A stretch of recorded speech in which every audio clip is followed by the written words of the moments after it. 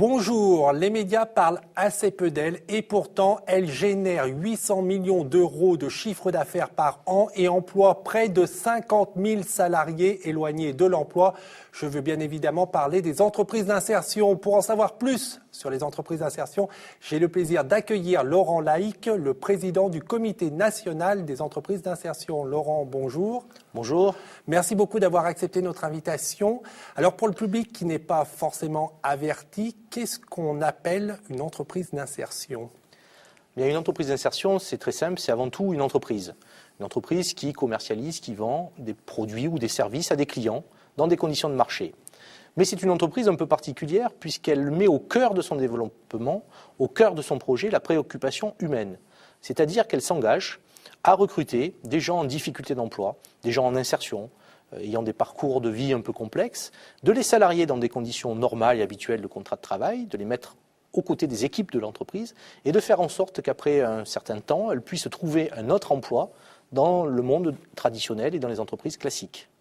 Est-ce que c'est quand même un label ou un agrément, c'est-à-dire qu'une entreprise classique qui embaucherait un demandeur d'emploi de longue durée peut être considérée comme une entreprise d'insertion parce qu'entre guillemets, cette entreprise a fait de l'insertion, ou alors non, il y a quand même un cahier des charges plus rigoureux pour avoir droit à cette terminologie d'entreprise d'insertion? Alors il y a beaucoup d'entreprises classiques qui développent des projets pour permettre à des personnes en difficulté d'emploi d'accéder à leur entreprise.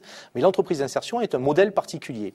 Cette entreprise d'insertion, d'abord, elle doit avoir un agrément entreprise d'insertion qui est donné par l'État actuellement, et elle doit s'engager à recruter des personnes qui sont les plus éloignées de l'emploi et donc qui bénéficient d'un agrément de Pôle emploi. Ça, c'est un cadre juridique. Mais la différence fondamentale entre une entreprise classique qui recruterait des personnes en difficulté et une entreprise d'insertion, c'est que l'entreprise d'insertion fonctionne comme un SaaS. Elle recrute des gens, elle les professionnalise, et son objectif, c'est que ces gens, dès qu'ils sont professionnalisés, quittent l'entreprise pour aller dans une autre entreprise. Donc, quelque part, l'entreprise d'insertion, elle a dans son modèle ce turnover permanent et cette capacité à qualifier des gens pour qu'ils aillent ailleurs. Ces entreprises d'insertion interviennent sur des secteurs d'activité particuliers où on les retrouve dans tous les domaines économiques? Alors on les retrouve aujourd'hui dans tous les domaines économiques, sur tout le territoire national, mais principalement, alors, le premier secteur, quand on regarde le nombre d'emplois d'insertion développés, c'est le travail temporaire. Le deuxième secteur, c'est le secteur du déchet et de l'environnement. Et le troisième secteur, c'est le secteur du service aux entreprises. Et en chiffre d'affaires et en volume d'activité, c'est à peu près la même répartition. Si l'on regarde le nombre d'adhérents dans notre fédération, c'est 20% d'entreprises de travail temporaire, 20% d'entreprises du déchet, 20% d'entreprises de services à la personne et 15% d'entreprises du BTP. Il existe une grande diversité de secteurs d'activité. On a des entreprises d'insertion qui sont dans la restauration, qui sont dans le tourisme, qui sont dans le chocolat, par exemple, ou dans le développement de l'imprimerie, par exemple, ou d'infographie. Donc vous voyez que c'est un secteur très diversifié et réparti sur l'ensemble du territoire. J'ai rappelé en introduction que le chiffre d'affaires généré chaque année était à peu près de 800 millions d'euros. J'ai rappelé aussi que vous employez près de 50 000 salariés éloignés de l'emploi. Ça représente combien d'entreprises d'insertion à peu près sur le territoire national? Et est-ce que c'est un secteur qui est en progression? Alors aujourd'hui, vous avez raison, c'est un peu moins d'1 milliard d'euros de chiffre d'affaires consolidé, 50 000 personnes accompagnées, selon deux modèles, soit l'entreprise de production, de prestation de services, soit l'entreprise de travail temporaire d'insertion. Il y a à peu près 1100 entreprises d'insertion en France. Ces entreprises d'insertion sont en développement actuellement. Pour vous donner juste un exemple, l'année 2010, il y a eu 11% de croissance en période de crise de nos entreprises d'insertion. Alors, pourquoi ces entreprises sont en croissance? C'est qu'en fait, elles répondent d'abord à un esprit d'innovation permanent et donc très adaptable, très réactif par rapport aux besoins du marché. Et que deuxièmement, le modèle même de l'entreprise d'insertion, sa capacité à s'inscrire dans des territoires et à répartir équitablement les richesses qu'elle génère, font qu'elles ont plutôt le vent en poupe et qu'aujourd'hui, nos clients apprécient particulièrement cette façon de travailler. Donc ces entreprises en développement. Est-ce que les entreprises d'insertion fonctionnent, entre guillemets? C'est-à-dire que l'une des vocations de l'entreprise, évidemment, c'est de marcher économiquement, mais c'est également de faire de l'insertion. Vous nous l'avez expliqué, les salariés viennent pour un laps de temps et le but, c'est de les réinsérer dans le circuit classique de l'économie, du travail. Donc, est-ce que vous avez un taux de réussite que vous arrivez à la fois à évaluer et est-ce que vous êtes plutôt satisfait de ce taux d'insertion? Alors, ces entreprises, oui, elles fonctionnent. Elles fonctionnent d'abord, et on ne le dit pas assez, parce qu'elles marchent économiquement et qu'elles salarient tous les jours 50 000 personnes. C'est pas rien, et que ça se développe. Donc ça, c'est une première raison de satisfaction et de preuve que ce système fonctionne bien.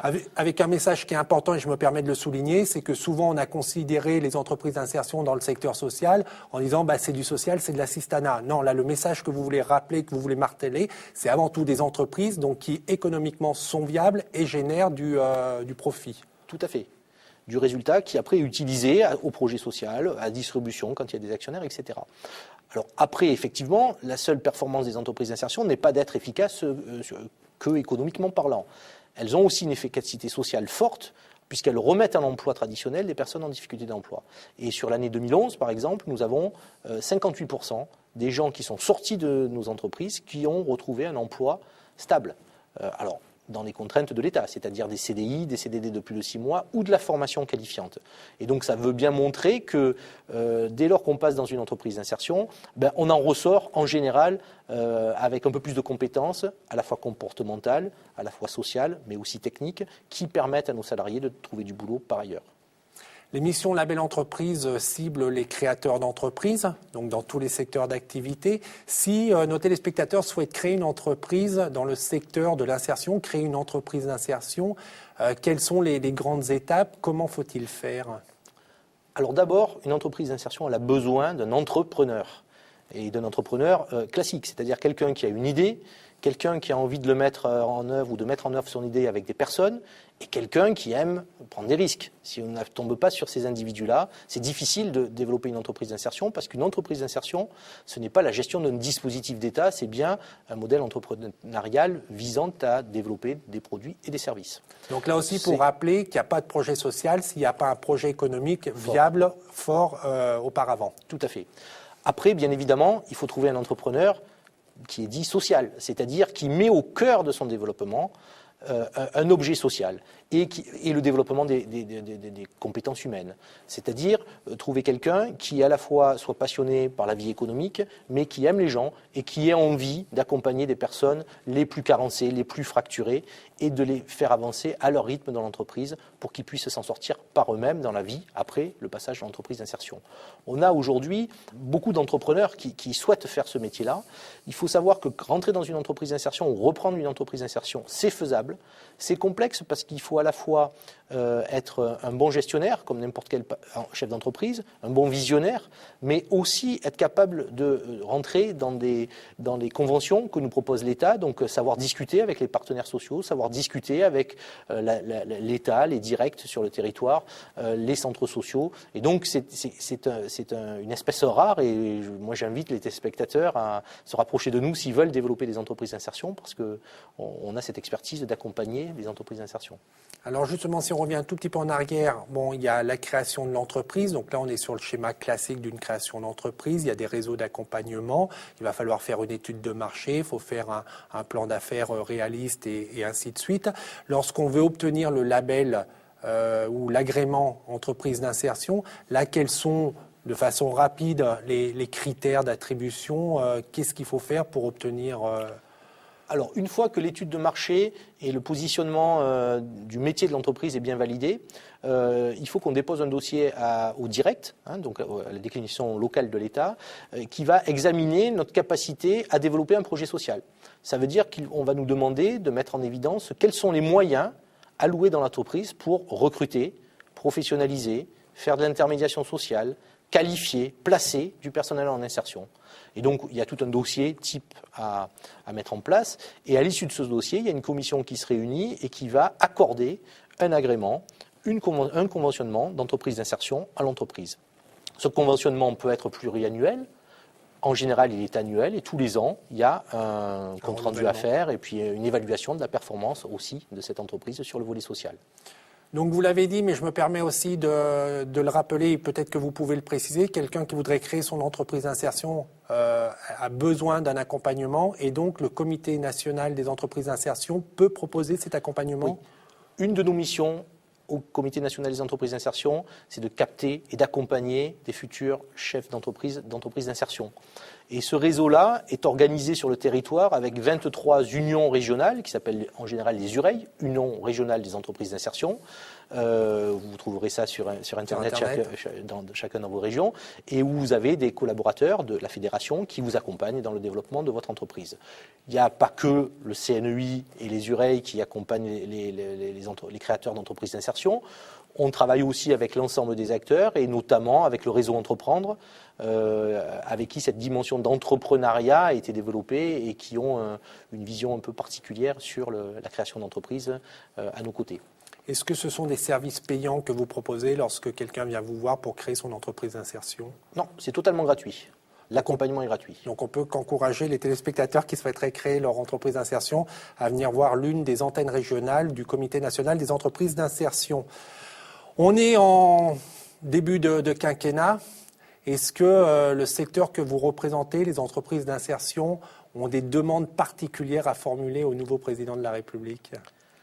Alors nous avons effectivement des demandes très, très fortes et très particulières en direction certes du président de la République mais aussi du gouvernement. On a voté un projet de développement pour changer de braquet, comme on dit, dans ce secteur-là. Les 1100 entreprises d'insertion, nos 50 000 emplois aujourd'hui, ne répondent pas totalement à la crise que nous traversons. Nous traversons une crise économique, sociale, financière, mais essentiellement une crise de sens aussi. Et nos entreprises sont des entreprises capables de renouer avec la confiance des gens et développer l'activité au travers de ces entreprises d'insertion. Donc nous avons rédigé ce qu'on appelait un pacte pour l'emploi et l'insertion qui vise à 5 ans à proposer 150 000 emplois, 150 000 embauches à 5 ans de façon récurrente et en flux dans nos entreprises d'insertion. C'est-à-dire tripler le volume d'activité en 5 ans par rapport à ce que l'on fait actuellement. C'est un plan très ambitieux. Ce plan est basé sur quelques points stratégiques simples. Le premier, c'est que nos entreprises sont déjà en développement, même en période de crise, donc il faut l'accompagner, ce développement, parce qu'on développe de l'emploi local, non délocalisable. 2, c'est la notion des passerelles avec l'entreprise classique. Nous sommes en train de développer des vrais partenariats avec de grandes entreprises, avec des PME, mais aussi avec des partenaires sociaux et des partenaires classiques de l'insertion, pour accompagner le passage d'un salarié en insertion, dans une entreprise d'insertion, au statut de salarié dans une entreprise classique.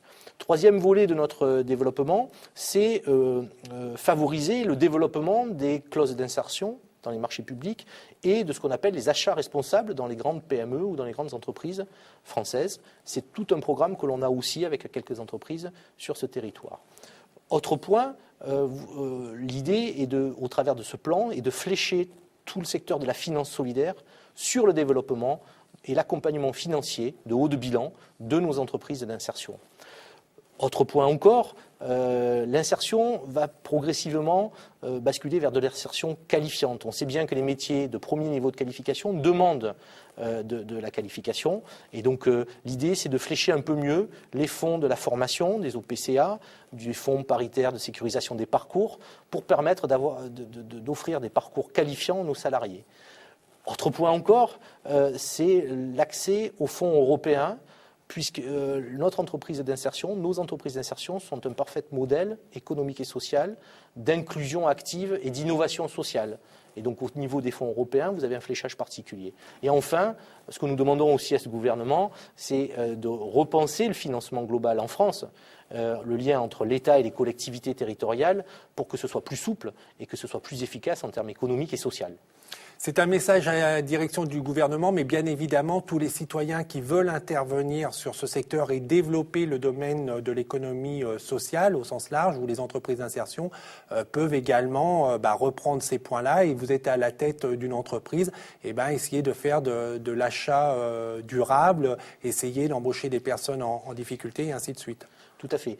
Alors, il faut savoir que le pacte de l'insertion et pour l'emploi que nous avons développé a été déjà signé par près de 1000 personnes, dont M. François Hollande, président de la République, Jean-Marc Ayrault, Martine Aubry, mais aussi Jean-François Copé, Ça, c'est pour les hommes têtes politiques, d'affiche. les têtes d'affiche. J'en oublie plein. Hein. Il y a des grandes entreprises, comme Xavier Huillard, le patron de Vinci, comme Madame Gris, la patronne de Manpower, comme le Schneider Electric, qui se sont aussi engagés à nos côtés. Ça, c'est pour les grandes entreprises. Il y a aussi des syndicats. François Chérec a signé le pacte pour l'insertion, et ainsi de suite. Est-ce que les citoyens peuvent signer le pacte ? Les citoyens peuvent le signer. Les petites entreprises d'insertion et les petites entreprises classiques qui montent des partenariats peuvent aussi signer ce pacte-là. Et l'idée, c'est vraiment de faire passer auprès des téléspectateurs que ces entreprises ne sont pas des électrons libres qu'on ne comprend pas ou qui sont totalement financés par les pouvoirs publics, mais qui sont le reflet de la vraie vie et de la vraie économie, et qu'elles peuvent se développer de façon très simple. Donc aidez-nous à changer de braquet. Rendez-vous, c'est sur le site internet, évidemment, le pacte. Oui, tout à fait. www.cnei.org comme Comité national des entreprises d'insertion. Monsieur Laïc, merci beaucoup. Je vous souhaite plein de créations d'entreprises d'insertion. Aidez-nous à créer des entreprises d'insertion. Si vous voulez revoir cette émission, vous allez sur notre site internet www.demain.fr. D'ailleurs, n'hésitez pas à diffuser cette émission pour qu'on puisse enfin changer de braquet et donner un véritable sens à notre travail et à notre société. Que vous dire de plus ? Qu'on se retrouve la semaine prochaine, et en attendant que le souffle de la création et que l'esprit d'insertion et de solidarité vous accompagne. Au revoir. Au revoir.